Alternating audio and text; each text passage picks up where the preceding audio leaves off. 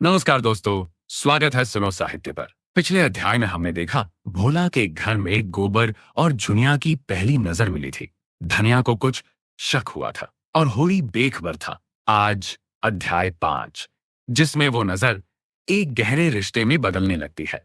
जुनिया छोटी सी थी, तभी से ग्राहकों के घर दूध लेकर जाया करती थी। ससुराल में भी यही काम था, दही बेचना, दूध पहुंचाना, तरह तरह के लोगों से मिलना पड़ता था।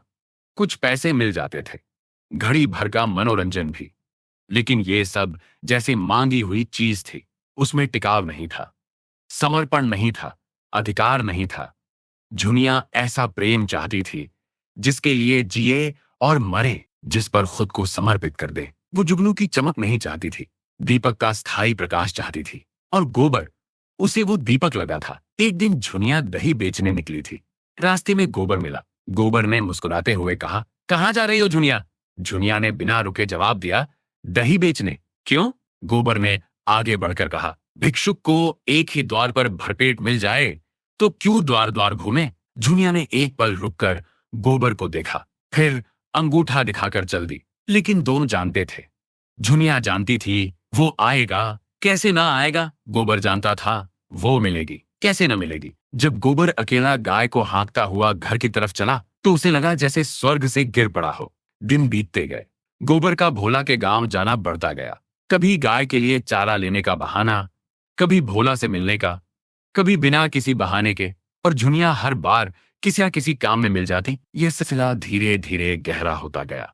दोनों के बीच बातें होने लगी, छोटी छोटी बातें, खेत की, गांव की, जिंदगी की।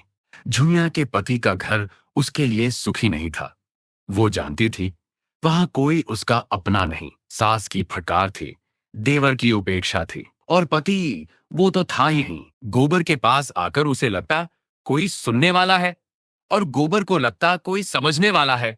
एक दिन जुनिया ने गोबर से पूछा, तुम डरते नहीं? गोबर ने हंसकर कहा, किससे? जुनिया ने धीरे से कहा, दुनिया से, लोगों से, अपने बाप से। गोबर ने एक पल सोचा, फिर बोला, जो दिल में है वो झूठ नहीं हो सकता। झूठ से डरना चाहिए, सच से नहीं। जुनिया कुछ नहीं बोली, लेकिन उसकी आंखों में कुछ चमक आई जो बहुत दिनों से नहीं थी। इधर होरी के घर में धनिया की बेचैनी बढ़ती जा रही थी। गोबर का बार बार जाना, देर से लौटना, बातों में उलझन। एक रात धनिया ने होरी से कहा, मैं कह रही हूं गोबर की शादी जल्दी कर दो, जितनी जल्दी हो सके। होरी ने पूछा, अचानक इतनी जल्दी क्यों? धनिया ने कहा, बस कर दो, कुछ पूछो मत।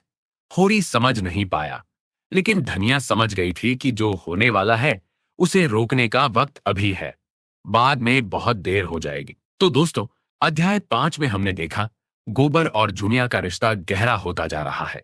जुनिया को वो प्रेम मिल रहा था जिसकी वो तलाश में थी, और धनिया की आंखें सब देख रही थी। अगले अध्याय में यह कहानी एक ऐसे मोड़ पर पहुंचेगी जहां से वापस लौटना मुश्किल होगा। लाइक करें, सब्सक्राइब करें, बेल आइकन दबाएं। मिलते हैं अगले अध्याय में।